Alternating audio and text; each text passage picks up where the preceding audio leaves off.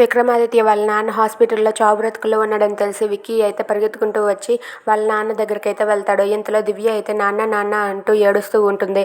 అది చూసి విక్రమాదిత్య అయితే బాధపడుతూ లోపలికి వెళ్తాడు. అది చూసి రమేష్ చంద్ర అయితే ఏంటి నాన్న ఈ కన్న తండ్రి చావు బ్రతుకుల్లో ఉన్నాడని తెలిసి వచ్చావా? ఈ చావే మన ఇద్దరిని కలుపుతుందంటే నేను ఎప్పుడో చనిపోయేవాడిని నాన్న అని చెప్పి అంటూ ఉంటాడు. ఆ మాటలకు విక్రమాదిత్య అయితే వాళ్ళ నాన్న చేపట్టుకొని అలా ఏడుస్తూ ఉంటాడు.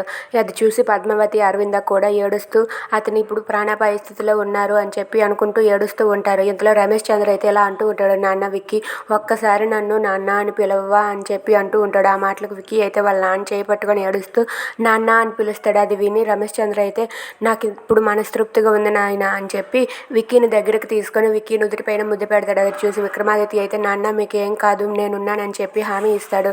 లేదు నాన్న ఈ చావే మన ఇద్దరిని ఒకటి చేస్తుందంటే ఎప్పుడో నేను చనిపోయేవాడిని, మరి కొద్ది క్షణాల్లో నేను చనిపోతాను నాన్న అని చెప్పి అంటాడు. ఆ మాటలకు విక్కీ అయితే బాధపడతాడు. Thanks for watching friends, please subscribe our channel.